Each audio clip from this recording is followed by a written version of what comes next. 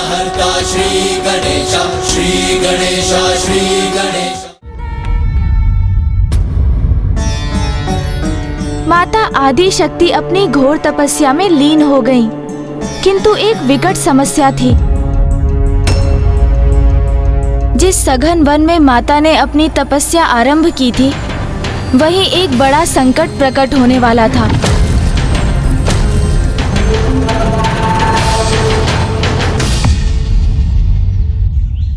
जहां माता तप कर रही थी, उसी वन में एक निशाचर का वास था, जो आखेट कर वन्य पशुओं का संहार कर उन्हें अपने आहार बनाने हेतु एक सिंह का रूप धारण करता था। वो सिंह जो अब विशालकाय पशुओं से संघर्ष करने में समर्थ तो नहीं रहा था, किंतु वो अभी भी नन्हे पशु पक्षियों का आखेट करता था।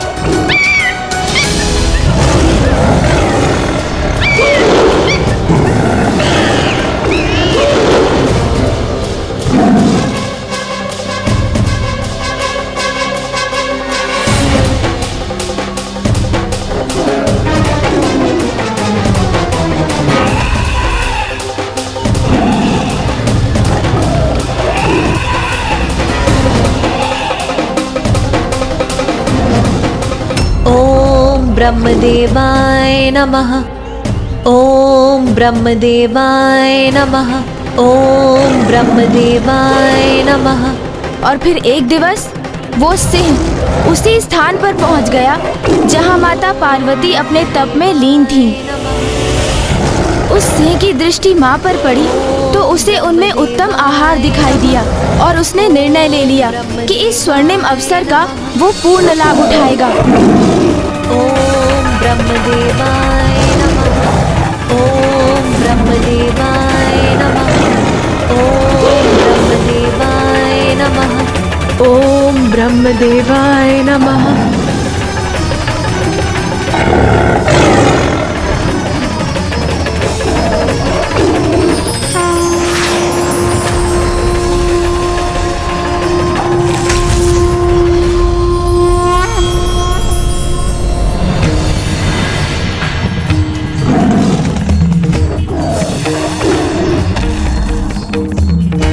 जैसे ही वो सिंह माता पर आक्रमण करने हेतु उछला, माता ने उसे स्तंभित कर दिया और वो सिंह माता पर दृष्टि साधे उनके समक्ष स्थिर था, इस आशा में कि वो माता की स्तंभन शक्ति से मुक्त होकर उन्हें अपना आहार बना सके। किंतु वो माता की शक्ति का कहाँ सामना कर सकता था, इसलिए वहीं उसी प्रकार उसे खड़े होने पर विवश होना पड़ा। किंतु अब धीरे धीरे माता की तपस्या उग्र होने लगी। ओम ब्रह्मदेवाय नमः। ओम ब्रह्मदेवाय नमः। ओम ब्रह्मदेवाय नमः। ओम ब्रह्मदेवाय नमः। ओम ब्रह्मदेवाय नमः। ओम ब्रह्मदेवाय।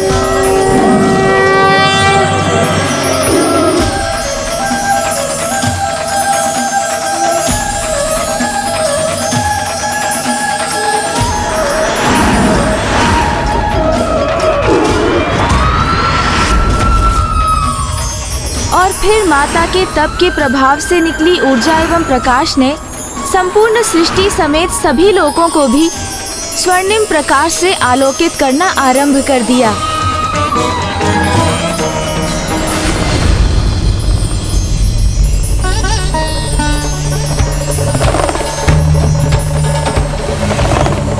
और फिर माता की उसी अलौकिक ऊर्जा शक्ति का प्रभाव उस सिंह पर भी पड़ा।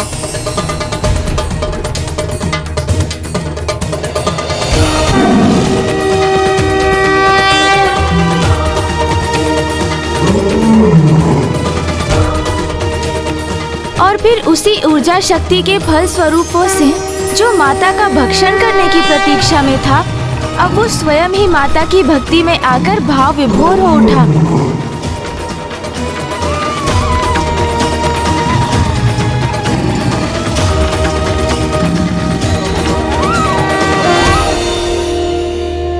ओम ब्रह्मदेवाय नमः। ओम ब्रह्मदेवाय नमः।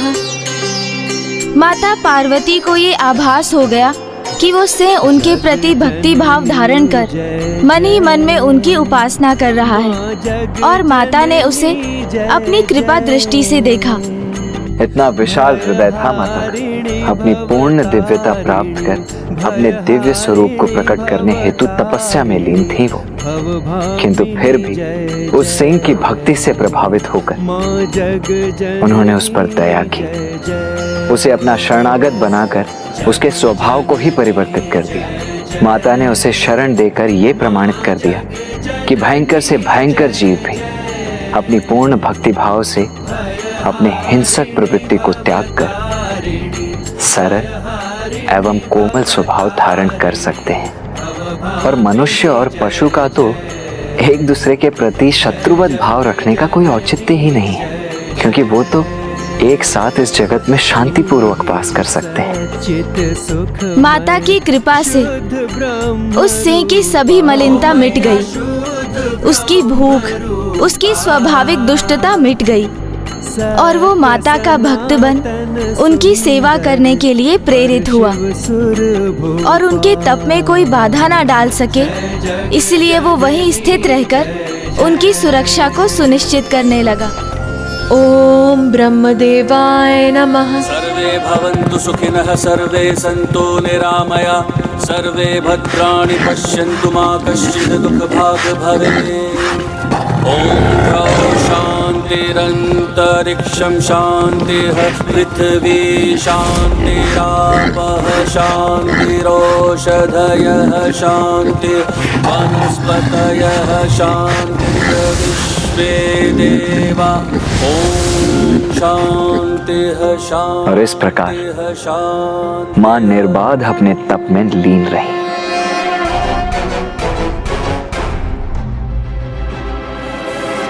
ये दृष्टि बाधित करने वाली स्वर्णिम ऊर्जा तो माता पार्वती की तपस्थली की ओर से आ रही है। हाँ इंद्रदेव, माता की तपस्या तो और उग्र हो गई है, इसीलिए हमें माता के निकट जाकर उनसे प्रार्थना करनी होगी कि वो अपने इस तप को रोक दे, अन्यथा उनकी ये ऊर्जा हम सभी की दृष्टि हर लेगी। सूर्यदेव, माता पार्वती ब्रह्मदेव की तपस्या कर रही है, इसलिए अब एकमात्र वो ही माता पार्वती को उनकी तपस्या से उठा सकते हैं।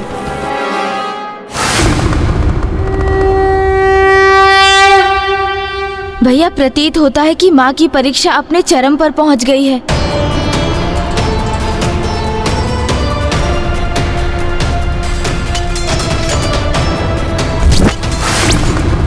किंतु फूफा जी माँ के पास जा क्यों नहीं रहे हैं? भैया, अब फूफा जी ब्रह्मदेव से हमारा संवाद करने का समय आ चुका है।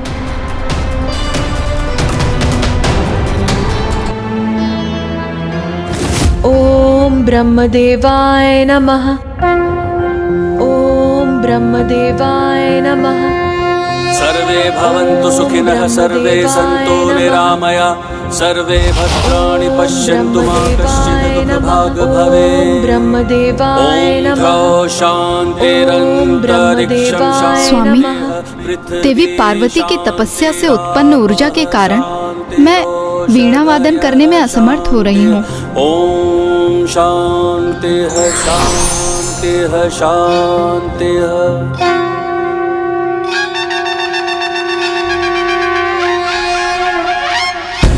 फूफा जी, आप माँ को दर्शन क्यों नहीं दे रहे हैं? देवी पार्वती तो स्वयं दिव्यता की प्रतिमूर्ति है। ये मेरी समझ से परे है कि भला मैं उन्हें क्या प्रदान कर सकता हूँ। फूफा जी, ये तो आपको तभी ज्ञात होगा जब आप माँ के समक्ष पहुँचेंगे। मैं आपसे विनती करता हूँ, अब विलंब मत कीजिए, माँ के समक्ष प्रस्तुत होइए।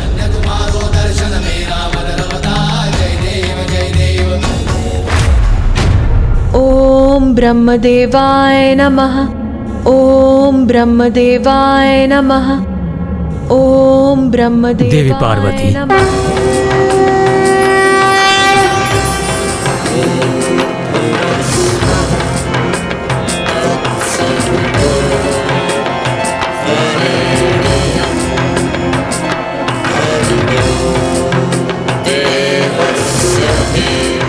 प्रणाम ब्रह्मदेव।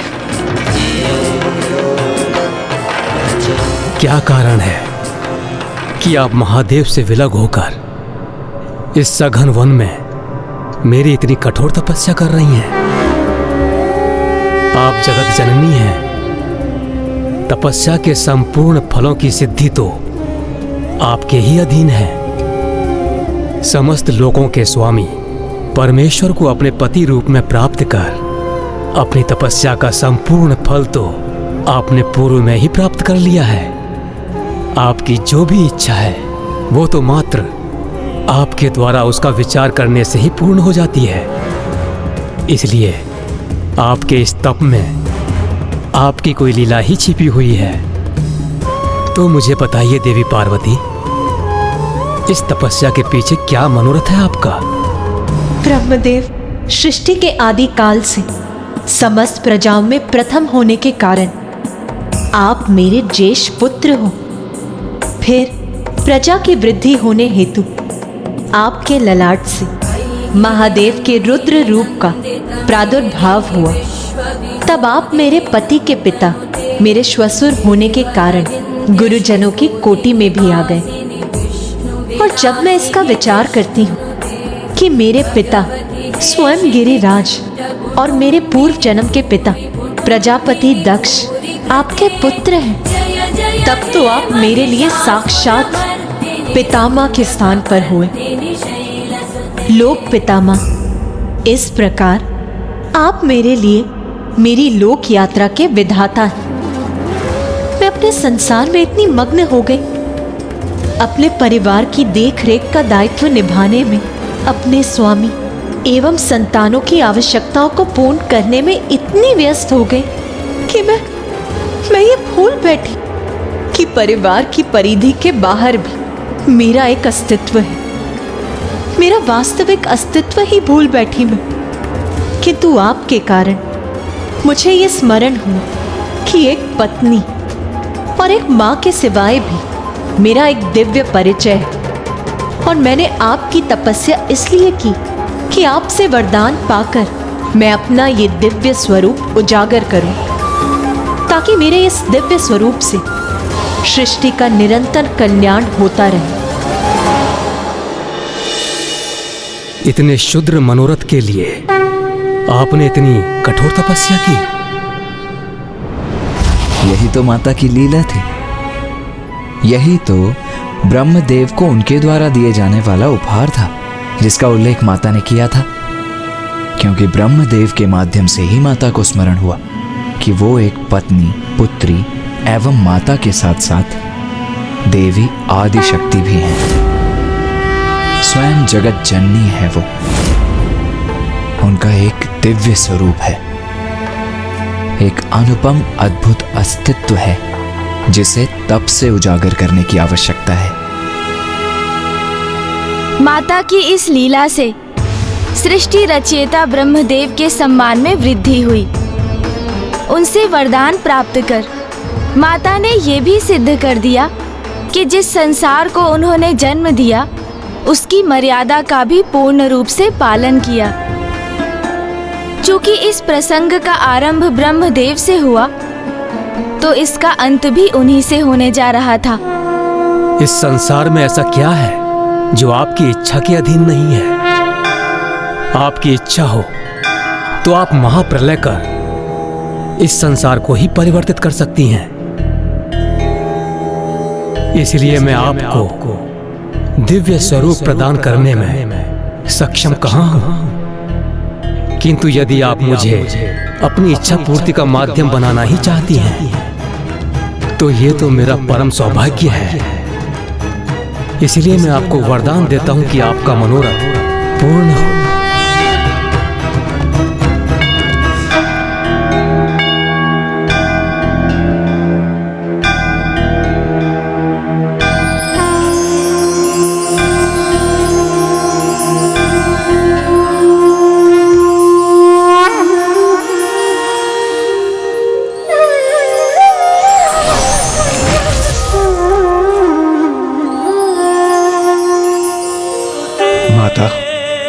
आपके दिव्य स्वरूप के दर्शन प्राप्त कर हम धन्य हुए। वेद वसन मुख उज्ज्वल अनुपम देवी तू महागौरी, शिव ने रूप दिया देवी को माता कल्याणकारी। हे माँ माता कल्याणकारी, हो माँ माता कल्याणकारी, माँ हो माँ।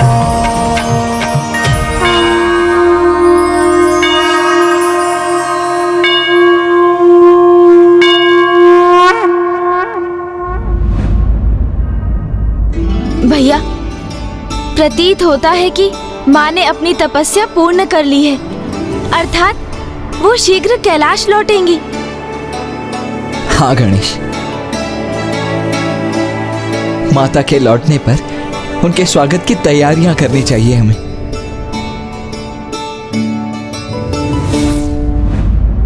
माता, आपके इस गौरी स्वरूप की आवश्यकता पूरे संसार को थी। अब आपके भक्त आपके स्वरूप से प्राप्त होने वाली सिद्धियों का लाभ उठाने में सक्षम होंगे। मेरा महागौरी स्वरूप इस बात का प्रतीक होगा कि एक स्त्री को गृहस्थी के उत्तरदायित्व संभालते हुए भी अपने स्वयं के स्वतंत्र अस्तित्व को नहीं भूलना चाहिए। माता, अब आप अतिशीघ्र कैलाश लौटिए। महादेव, गणेश, कार्तिकेय आपसे अलग होने के कारण अत्यंत दुखी हैं। सोमनंदी,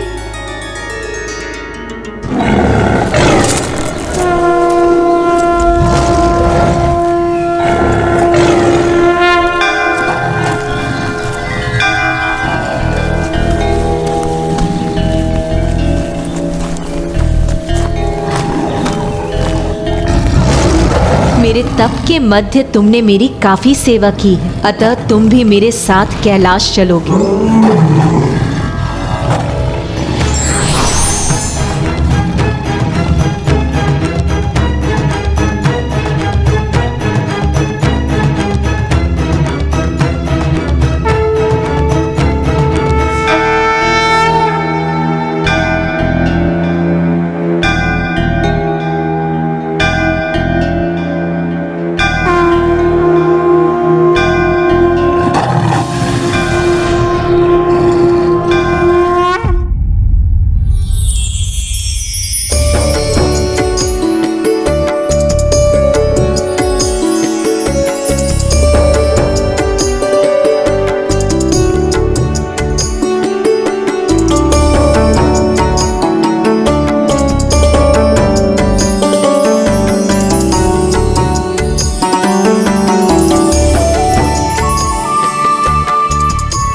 भैया, ये क्या कर दिया आपने?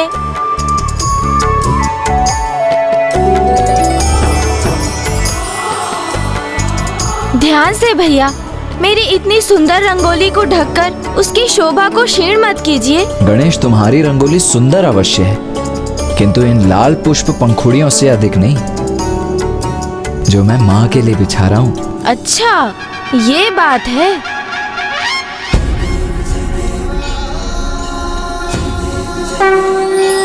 अब देखा भैया, आपके पुष्पों की पंखुड़ियाँ तो पृथ्वी पर हैं, किंतु मैंने तो वायु में ही पुष्पों को सज्जित कर दिया।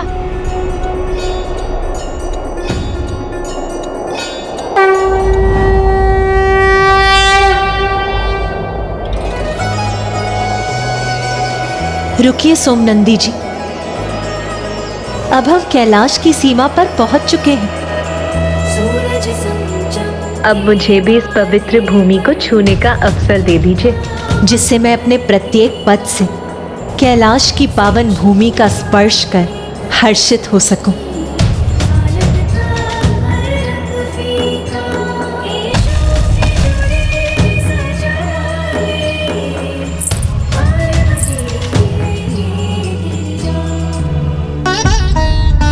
पार्वती,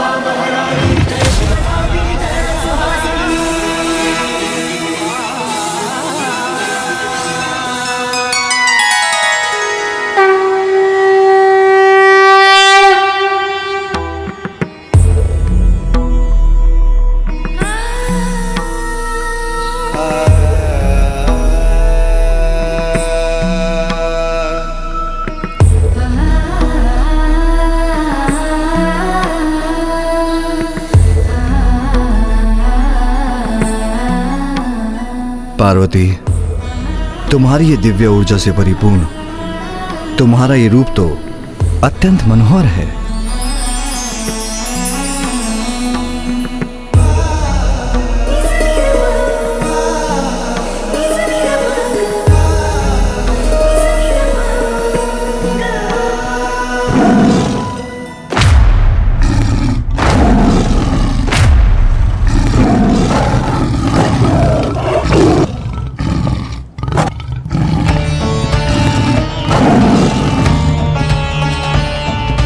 रुक जाओ पार्वती, तुम कैलाश में प्रवेश नहीं कर सकती।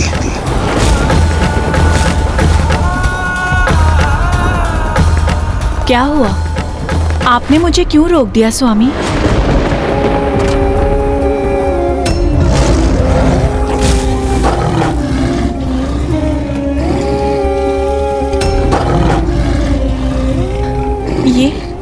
ये तो मेरा सिंह, मेरा भक्त सोमनंदी है, इसीलिए अब से ये मेरी सेवा में कैलाश में ही रहेगा। किंतु यह असंभव है पार्वती। क्यों असंभव है स्वामी? क्योंकि यह कैलाश के नियमों का उल्लंघन होगा जो मैंने स्वयं स्थापित किए हैं। कैसा नियम स्वामी? क्योंकि मात्र मेरे गणों को ही कैलाश में निवास करने का अधिकार है, किसी अन्य जीव को नहीं। किंतु ऐसा नियम क्यों स्थापित किया आपने? उसका क्या औचित्य है? हिंसक प्रवृत्ति है इस सिंह की। पूर्व काल में इसने ऋषि मुनियों के साथ गौ माता को आखेट कर उनके संहार करने का पाप किया है। किंतु ये पाप तो इसने मेरी शरण में आने के पूर्व किए थे स्वामी, और अब तो ये सुधर चुका है। अपनी हिंसक प्रवृत्ति का परित्याग कर इसने मेरे तप की अवधि में मेरी निगरानी कर मेरी सेवा की है इसने। मेरे तप में कोई विघ्न नहीं उत्पन्न होने दिया इसने। इसके अंतर में मेरे प्रति भक्ति जागृत होने से ही इतना बड़ा परिवर्तन आया है इसमें। इसने भक्ति पथ पर चलना आरंभ कर अपनी पाप की यात्रा का अंत कर दिया है।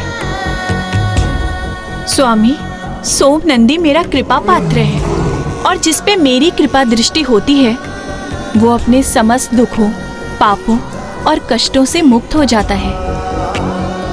आपके गण आपके कृपा पात्र हैं, इसीलिए उन्हें कैलाश में निवास करने का अधिकार है।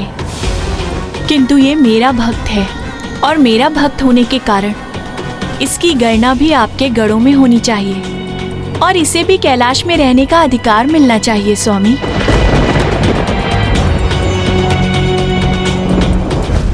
किंतु माता, कैलाश में तो पिताश्री के प्रमुख गण नंदी जी भी निवास करते हैं ना, और ये तो सर्वज्ञात है ना माता कि सिंह और वृषभ अपनी चिर शत्रुता के कारण एक साथ कदापि नहीं रह सकते। पुत्र, कैलाश जैसे पावन स्थान पर शत्रुता का भाव कहाँ रह सकता है? कैलाश जैसे स्थान पर सभी जीवों को समान सम्मान प्राप्त होता है, जहाँ कोई भी जीव किसी भी अन्य जीव का आखेट नहीं करते, जहाँ के वासी अहंकार से परे हैं, द्वेष, ईर्ष्या, शत्रुता जहाँ स्वतः ही मिट जाती है, जहाँ विचार एवं कर्म में किसी भी प्रकार की नकारात्मकता का कोई भी स्थान नहीं होता। पुत्र, मैं उचित कह रही हूँ ना स्वामी?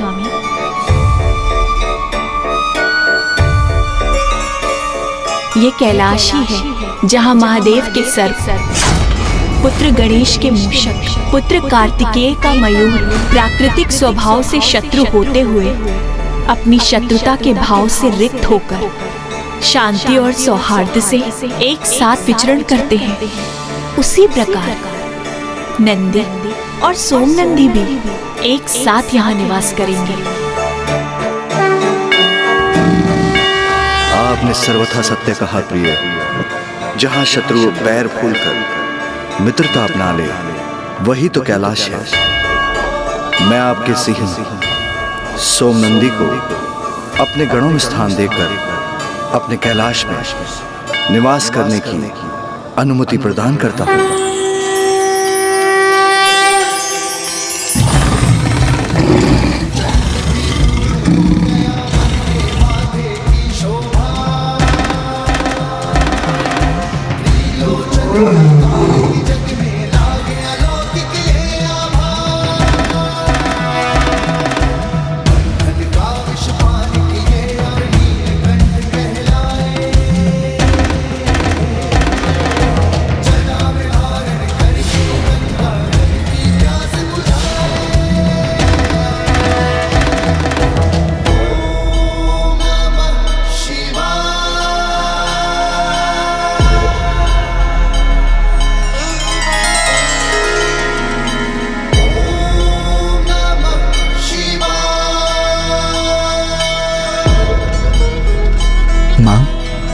आपको ये लाल पुष्प पंखुड़ियों की परत कैसी प्रतीत हो रही है? मैंने स्वयं आपके स्वागत में इन्हें बिछाया है। ये तो अति सुंदर है पुत्र। और माँ, ये रंगोली मैंने बनाई है, कैसी है? ये भी अति सुंदर है। नाथ, मेरे दोनों पुत्रों ने इतने उत्साह से मेरे स्वागत की व्यवस्था की है, किंतु आपने मेरे स्वागत के लिए क्या किया है नाथ? पार्वती, पुष्प तो नहीं, किंतु मेरे नेत्र, मेरे प्राण, मेरी प्रत्येक श्वास सभी आपकी प्रतीक्षा में कब से बिछे हैं।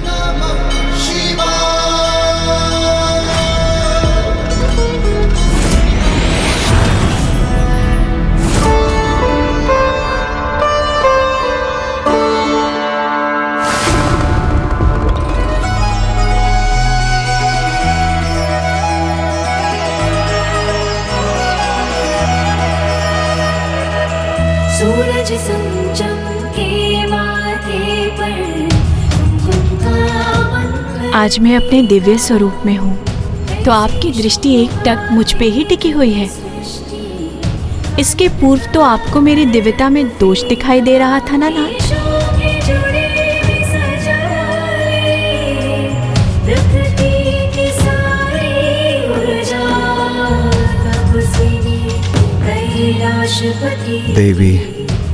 देवी महागौरी प्रिय, आपके तो सभी स्वरूप दिव्यता से परिपूर्ण हैं।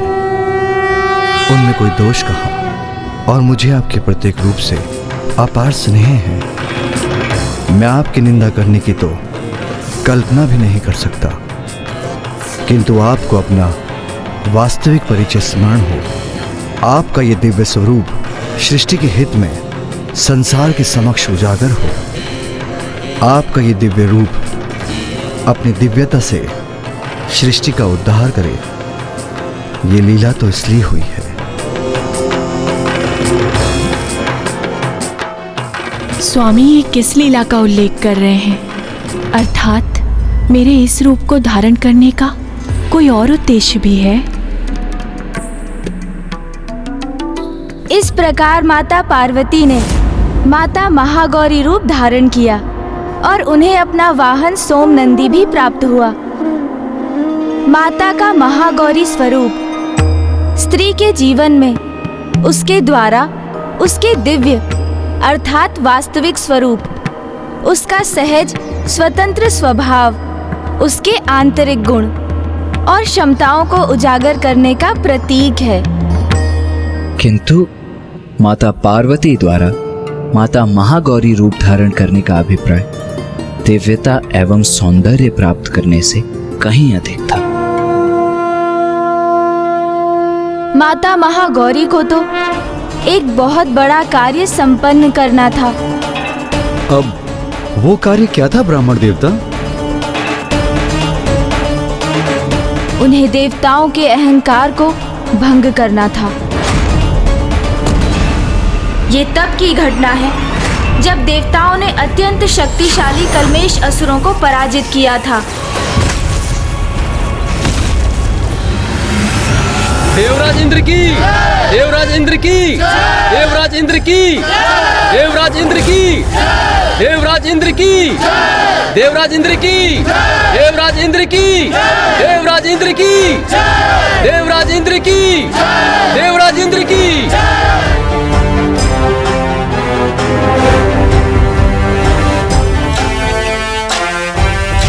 देवगण, एक बार पुनः हमने मेरे देवराज इंद्र के कुशल नेतृत्व में दुष्ट कल्मेश असुरों को धूल धूसरित कर दिया।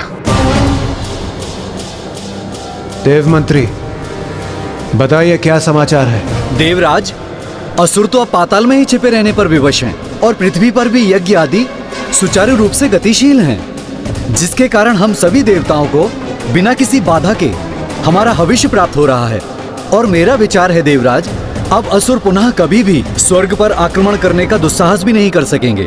और यदि उन्होंने ऐसा प्रयास किया भी तो हम उन्हें रौंद कर रख देंगे। अब असुर अपने तक ही सीमित हैं। तो फिर जब वो हमारे प्रति कोई दोषपूर्ण व्यवहार नहीं कर रहे हैं, तो अब देवताओं के मन में उनके प्रति इतनी हिंसा क्यों है? देवगुरु, असुरों के स्वभाव से आप भी अनभिज्ञ नहीं हैं। मुझे ज्ञात है कि वो शांत है, किंतु वो कितने समय के लिए ऐसे ही शांत रहेंगे इसका कोई प्रमाण नहीं। यदि हमने उन्हें अब अनदेखा किया तो वो कुछ ही समय में हमें सताने हेतु यहां प्रस्तुत हो जाएंगे। इसलिए उनके प्रति हिंसा का भाव ही सर्वथा उचित है। इससे पूर्व कि वो हमारे लिए कोई संकट उत्पन्न करे, हमें उनका अंत कर देना चाहिए। आखेट, इन असुरों का आखेट करना चाहिए हमें। आखेट, आखेट, आखेट। देवगण, यही उचित समय है। हमें असुरों के लिए आखेट का आयोजन कर एक एक असुर को पाताल से खदेड़ कर उनका अंत कर देना चाहिए। हाँ, ये सर्वथा उचित है देवराज। हम इस आखेट को एक क्रीड़ा बना लेंगे और उस आखेट क्रीड़ा से इन दुष्ट असुरों में भय और आतंक उत्पन्न करेंगे।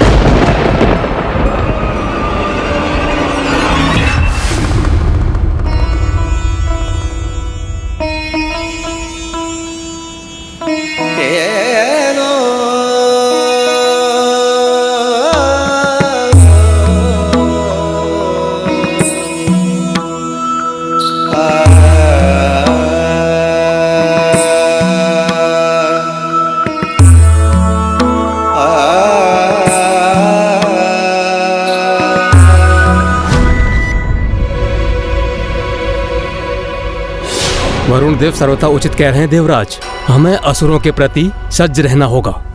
हाँ देवराज, उचित कहा आपने वरुण देव।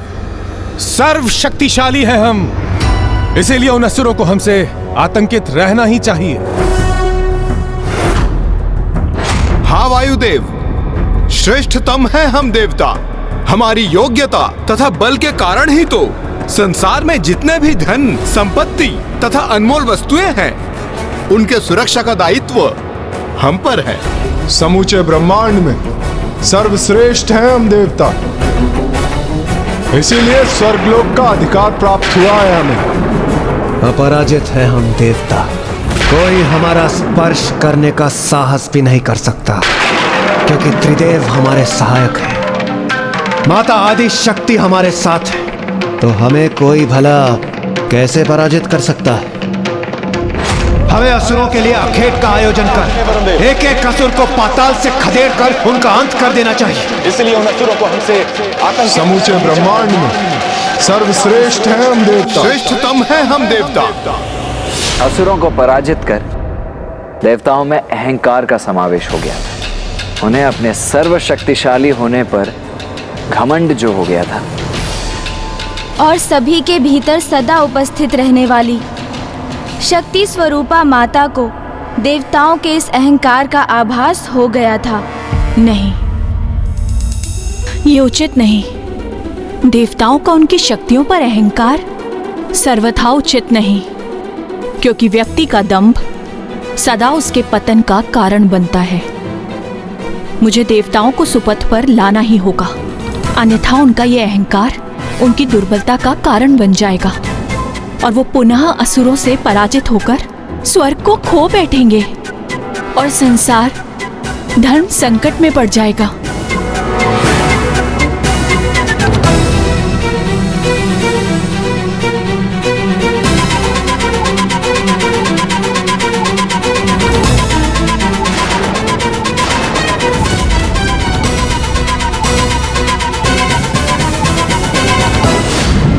संतान सुपथ से भटक जाए तो उसे सुपथ पर लाना माता का ही कर्तव्य होता है। तो उसी कर्तव्य को निभाने हेतु मुझे देवताओं के अहंकार को भंग करना ही होगा।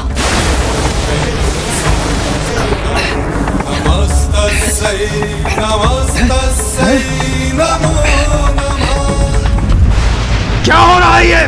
कैसा प्रकाश है ये?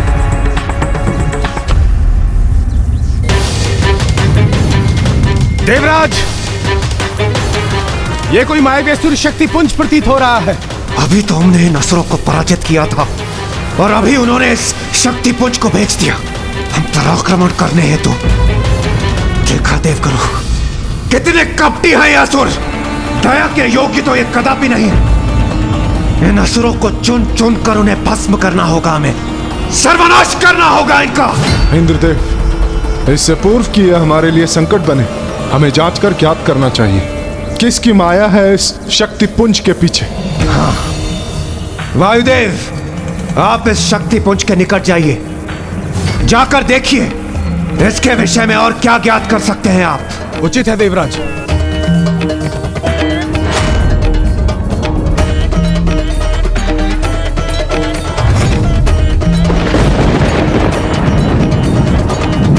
कौन हो तुम? किसकी शक्ति हो तुम?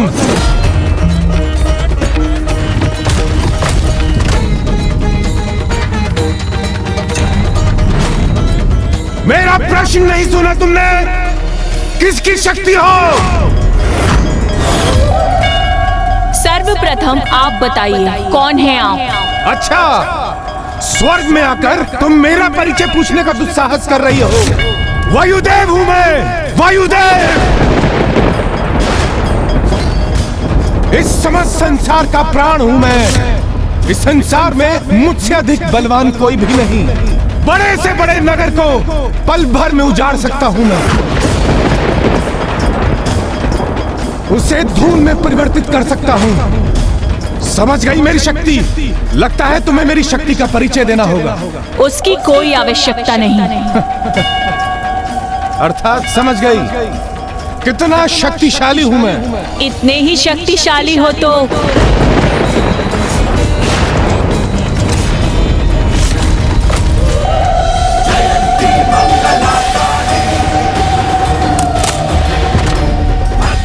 इस तिनके को इसके स्थान से उड़ाकर दिखाओ। मुझसे परिहास कर रही हो तुम? नहीं, ये परिहास नहीं, अपनी शक्ति प्रमाणित करो। मेरा परिचय सुना ना तुमने? ज्ञात है ना कौन हूं मैं? ये तुच्छ तिनका मेरे समक्ष कुछ भी नहीं। प्रतीत होता है बस बातों के धनी हो तुम। इतनी बड़ी बड़ी बातें जो कर रहे हो और एक तिनके को उसके स्थान से हिला नहीं सकते। मुझे चुनौती दे रही हो तुम? उचित है, इस तिनके के साथ साथ तुम्हें भी उड़ा कर रख दूंगा मैं।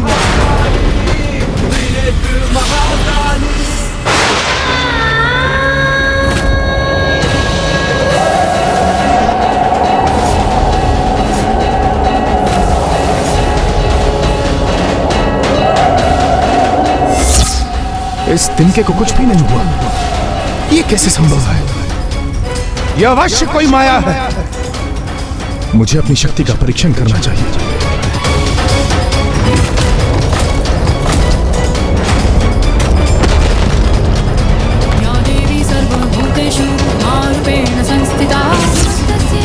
मेरी शक्ति तो अपने स्थान पर स्थिर है, वो तो तनिक भी क्षीण नहीं पड़ी। मैंने उस पर्वत को ध्वंस करने के लिए नहीं कहा था आपसे, मैंने तो बस इस तिनके को हिलाने के लिए कहा था।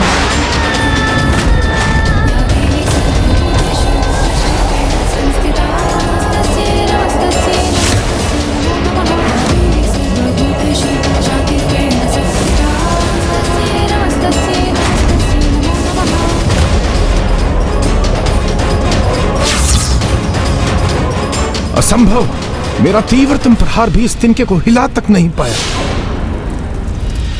जाइए, जाकर कह दीजिए सभी देवताओं से कि स्वर्ग में यदि कोई वास्तव में शक्तिशाली है तो वो मेरे द्वारा स्थित इस तिनके को उसके स्थान से उड़ाकर अपनी शक्ति का परिचय दे।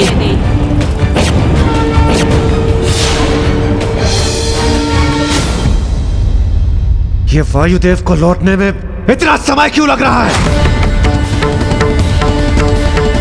देवराज, वायुदेव, वायुदेव बताइए क्या उपाय किया आपने? बताइए क्या ज्ञात किया आपने? ये दृष्टि बाधित करने वाला प्रकाश उत्पन्न क्यों हो रहा है? देवराज, वो कोई असाधारण सी शक्ति है। ऐसा प्रतीत पड़ता था मानो उस अग्नि के भीतर कोई अत्यंत ही शक्तिशाली मायावी स्त्री स्थित हो। और आप उस मायावी स्त्री को पराजित करने में अक्षम रहे।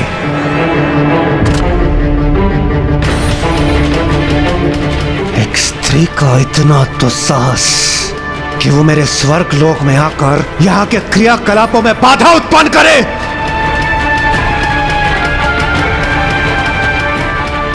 इसका उचित पाठ मैं उसे अवश्य सिखाऊंगा। वो शक्ति जो भी हो, समस्त देवताओं को प्रत्यक्ष चुनौती दी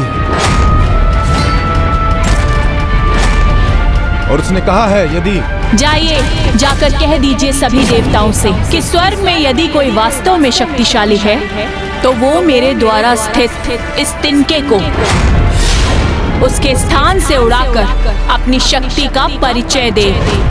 तो मात्र एक तिनके को उड़ाने में अक्षम रहे हैं आप वायुदेव। देवराज, मेरा विश्वास कीजिए, वो कोई साधारण शक्ति नहीं है। साधारण हो अथवा असाधारण, उस शक्ति ने तिनके को उड़ाने की चुनौती दी है ना, किंतु मैं उससे कहीं अधिक करूंगा। तिनके को भस्म कर दूंगा मैं। देवराज इंद्र, मुझे आज्ञा दीजिए।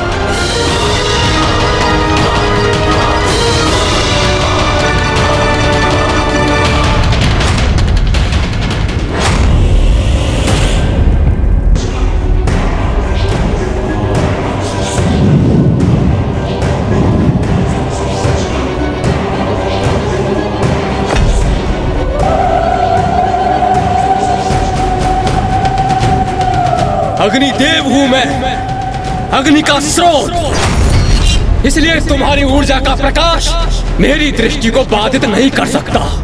अच्छा, तो पूर्ण विश्वास है आपको कि आप भी अग्नि के स्रोत हैं। सुना नहीं तुमने?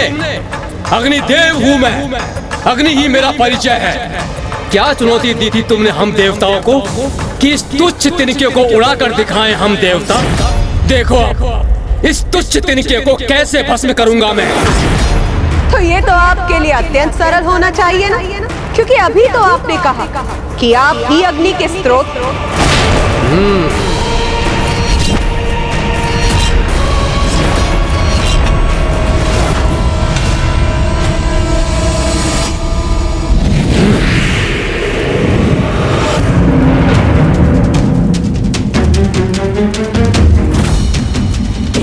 इस तिनके को भस्म करने के उपरांत तुम्हारी अग्नि रूपी ऊर्जा को सोख कर स्वयं के भीतर समाहित करूंगा मैं।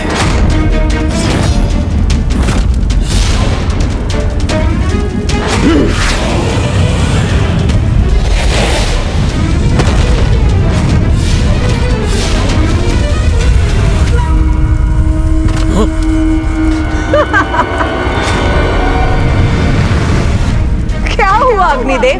वो तिनका भस्म हो गया?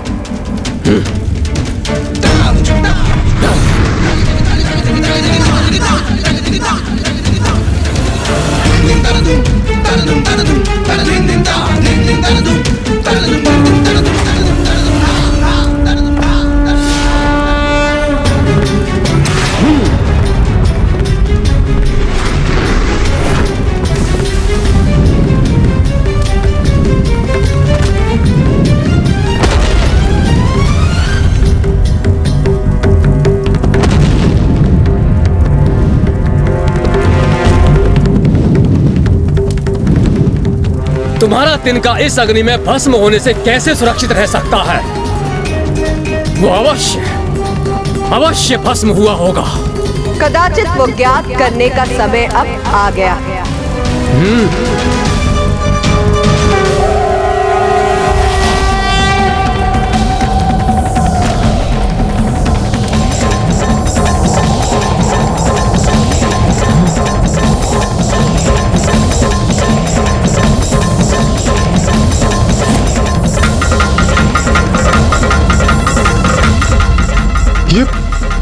ये शक्ति तो स्वयं अग्निदेव को अपने भीतर समाहित कर रही है।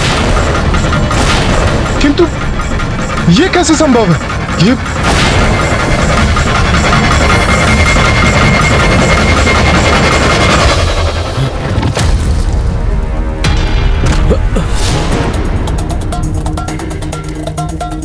बहुत अहंकारी प्रमाणित हुए आप अग्निदेव। अपनी श्रेष्ठता स्थापित करने के लिए आप देवताओं के स्थान स्वर्ग को भी भस्म करने के लिए आतुर थे। मुझे ज्ञात है यहाँ क्या घटित हुआ है। आप सभी देवता अपने सुरक्षित स्थान से उसके साक्षी। तो है कोई और देवता जो इतना शक्तिशाली हो, जो मेरे द्वारा स्थित किए गए इस तिनके को इसके स्थान से उड़ा सके?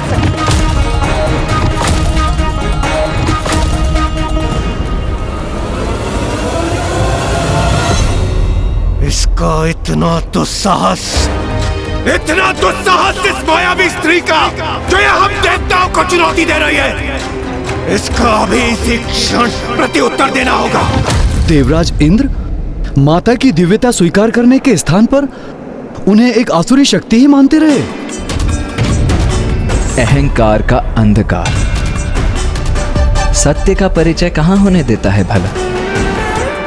देवताओं के अहंकार ने उनकी दृष्टि और बुद्धि दोनों को ही भ्रमित कर दिया था महाराज। वो ये देखने और समझने में असमर्थ थे कि उनके समक्ष कोई मायावी शक्ति नहीं, अपितु स्वयं माता महागौरी अपने तेजोमय रूप में थी। फिर क्या हुआ ब्राह्मण देवता? फिर अपने दंभ और क्रोध का प्रदर्शन करते हुए इंद्रदेव के साथ समस्त देवता माता से संघर्ष करने के लिए तत्पर हो गए।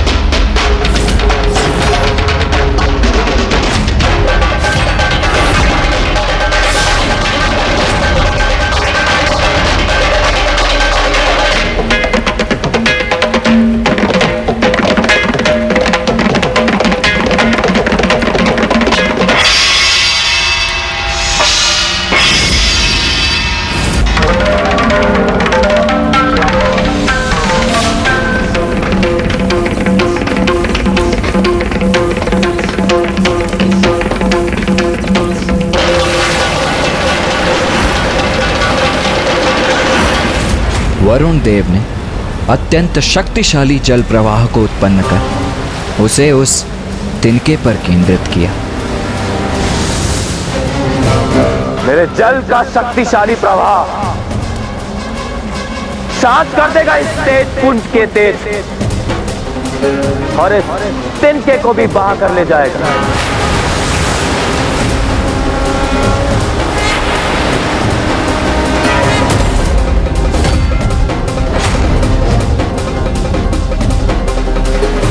किंतु माता के तेज पुंज का स्पर्श करते ही वरुण देव द्वारा उत्पन्न जल वाष्प में परिवर्तित होकर वायु में समाहित हो गया।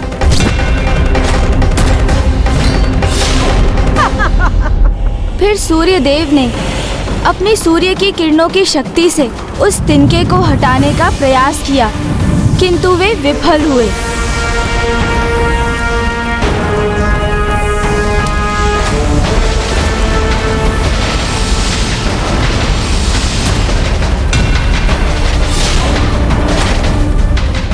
जिसके उपरांत कुबेर देव जी ने भी अपनी गदा का प्रयोग किया।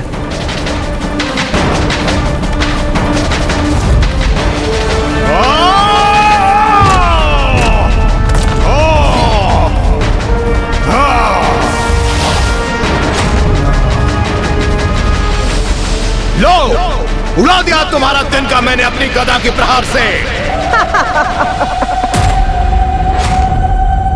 अच्छा, इतना विश्वास है अपनी शक्ति पर, किंतु आपका ये विश्वास निराधार।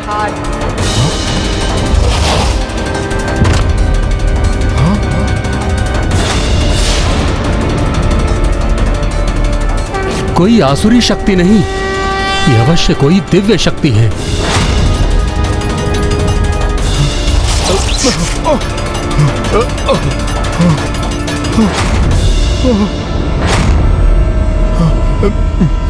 मेरी गदा ही छिन्न भिन्न हो गई और तिनका अभी भी अपने स्थान पर ही स्थित है।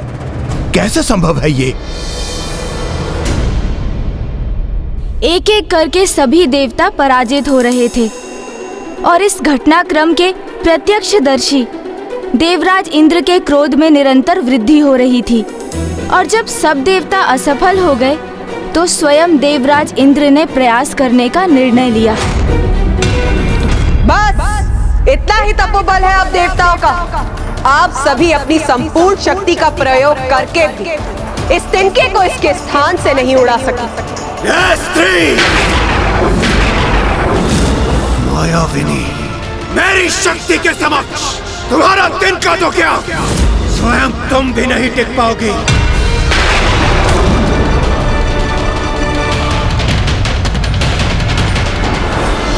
मुझे इंद्रदेव को इनका सामना करने से रोकना होगा। मैं अपने तपोबल से कैसी शक्ति उत्पन्न करूंगा, यह तुम्हें अभी ज्ञात नहीं।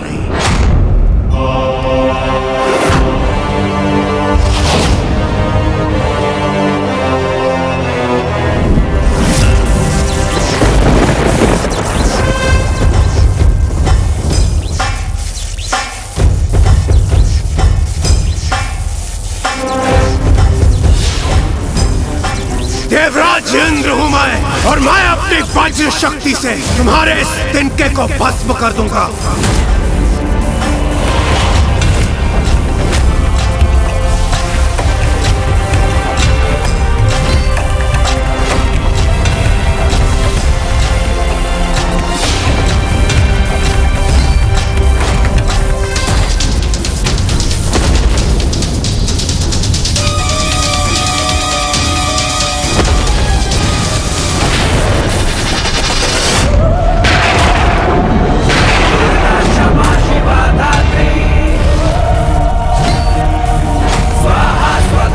इंद्रदेव, आपकी यह शक्ति इस तिनके को तो नहीं हिला सकी, किंतु ये पलटकर हम पर ही वार कर रही है।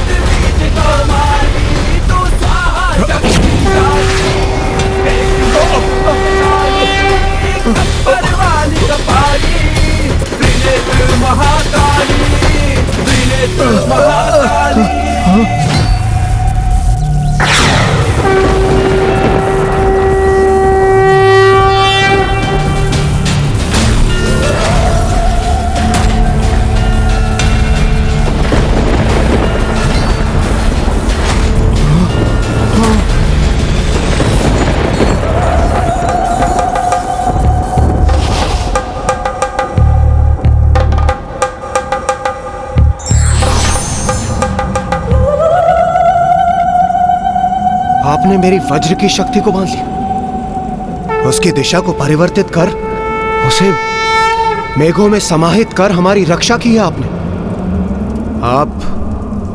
आप कोई शत्रु शक्ति नहीं हो सकती। तो फिर कौन है आप? कृपया अपना परिचय दीजिए। आप सबके भीतर जो शक्ति उपस्थित है वही हूं मैं।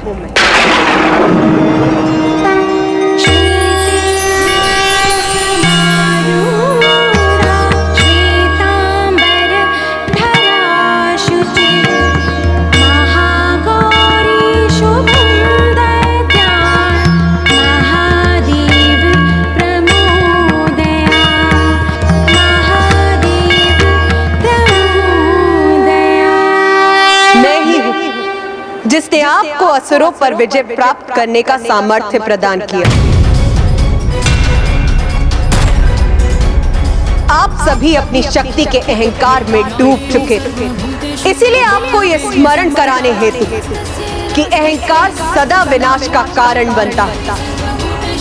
आप सभी के अहंकार को नष्ट करने के लिए मुझे स्वयं यहाँ प्रकट होना पड़ा, और वैसे भी उस शक्ति पे अहंकार करने का क्या औचित्य जो आपकी है ही नहीं। क्योंकि जिस शक्ति पर आपको इतना दम, वो तो स्वयं मैं हूं। मैं। माता, हमें क्षमा कर दीजिए। हम अहंकारवश आपको पहचान नहीं पाए।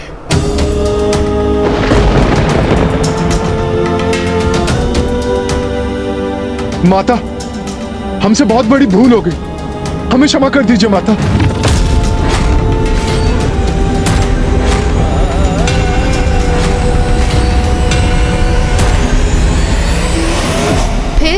फिर क्या हुआ ब्राह्मण देवता? क्या माता ने देवताओं को क्षमा कर दिया? आपका क्या विचार है? आपके अनुसार क्या हुआ होगा माता? माता तो जगत जननी है, कितनी भी क्रोधित क्यों ना हो, उनका हृदय एक क्षमाशील माता का ही है, इसलिए उन्होंने अवश्य देवताओं को क्षमा कर दिया होगा। आप सर्वथा उचित कहती है माता। यदि उनका भक्त अपनी भूल को स्वीकार कर लेता है तो माता उसे अवश्य क्षमा करती हैं, क्योंकि भूल तो किसी से भी हो सकती है, किंतु आवश्यक तो ये है कि अपनी भूल को समझकर क्षमा याचना कर उस भूल को सुधारने का संकल्प लिया जाए। तो माता, महाराज, देवराज इंद्र एवं समस्त देवताओं ने माता महागौरी का स्तुति गान किया, जिससे माता का क्रोध शांत हुआ और माता ने देवताओं को क्षमा भी किया। आप सभी निष्कपट और निष्ठा भाव से अपनी भूल का प्रायश्चित करें, इसीलिए मैं आप सभी को क्षमा करती हूँ। किंतु स्मरण रखिए, देवता हैं आप, जगत कल्याण कर्तव्य है आपका, इसीलिए सदा अपने कर्तव्य के लिए सजग रहिए और दोषपूर्ण आचरण से सदा स्वयं को दूर रखिए। माता की शक्ति तो अमोघ है और पूर्ण निष्ठा और भक्ति से उनकी उपासना करने वाले भक्त के सभी कलुष धुल जाते हैं।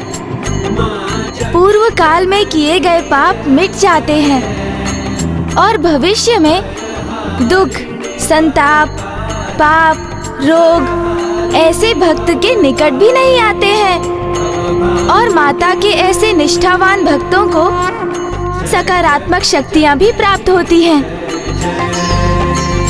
अब हम माता महागौरी की आरती करेंगे।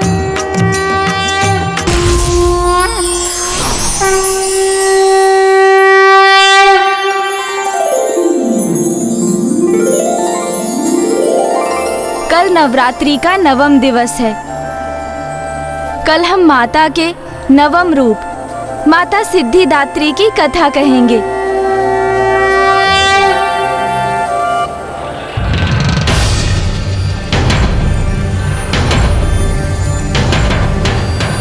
आज नवरात्रि का नवम दिवस है।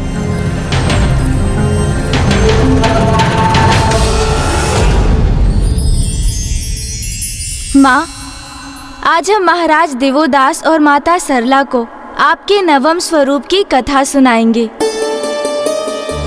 हमें आशीष दीजिए कि हम आपकी कथा को संपन्न कर सकें और हमारे यहाँ आने के प्रयोजन को सिद्ध कर सकें।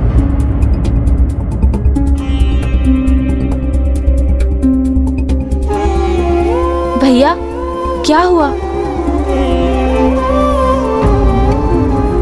जैसे जैसे इस संसार से वेद लुप्त होते जा रहे हैं, वैसे वैसे हम देवता भी दुर्बल होते जा रहे हैं और दुर्गमासुर के आतंक में वृद्धि के कारण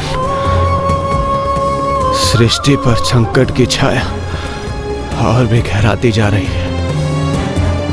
इस समस्या का समाधान तभी संभव है जब महाराज देवोदास अपनी भूल को समझ लें। और यदि ऐसा नहीं हुआ तो? यदि हमारे समस्त प्रयासों के पश्चात भी महाराज देवोदास अपनी भूल समझने में असमर्थ रहे तो? यदि हम अपने उद्देश्य को पाने में असफल हो गए तो? भक्त की भक्ति कभी असफल नहीं होती देवराजेंद्र। चिंता करने के स्थान पर हमारा कर्तव्य है उचित विधि विधान और पूर्ण निष्ठा के साथ नवरात्रि पूजन को संपन्न करना। भैया, जिस प्रकार हम पूर्ण समर्पण और भक्ति भाव से माँ की पूजा करते आ रहे हैं, उसी प्रकार हमें फल की चिंता त्याग कर संशय के चक्रव्यूह में ना उलझकर कर्म पथ पर स्थित रहना चाहिए, क्योंकि नियति पर तो हमारा कोई नियंत्रण नहीं है भैया। जो होना है वो तो होकर ही रहेगा। इसलिए यदि हम अपने संशय और चिंता पर नियंत्रण रख भक्ति भाव धारण कर, तो माँ अवश्य हमारा पथ प्रदर्शन करेंगी और हमें सफलता प्रदान करेंगी भैया।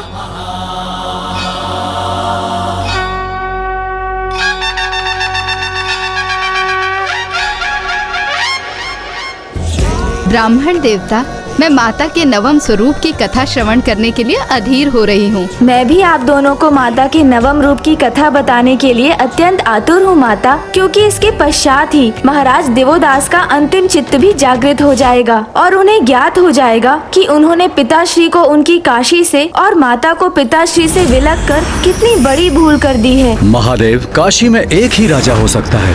यदि मुझे यहाँ राज्य करना है तो आपको यहाँ से प्रस्थान करना होगा।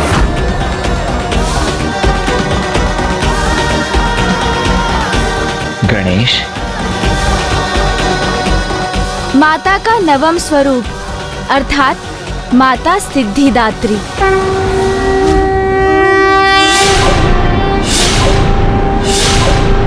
उनके दिव्य मनोरम रूप में माता की चतुर्भुजाएं हैं।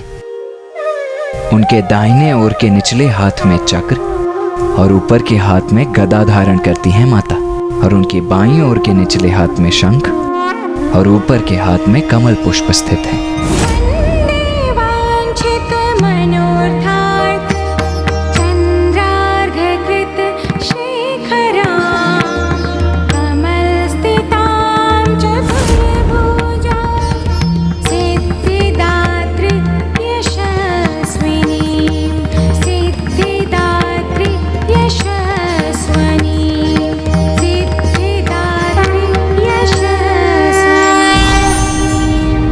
ईश्वर का प्रत्येक स्वरूप हमें हमारे विकारों से मुक्त करता है, साथ ही जीवन पथ पर आगे बढ़ने की प्रेरणा देता है। विघ्नहर्ता श्री गणेश के अद्भुत शक्तियों से भरे वीडियोस देखने के लिए चैनल को सब्सक्राइब करना न भूलें और साथ ही बेल आइकॉन भी दबाएं।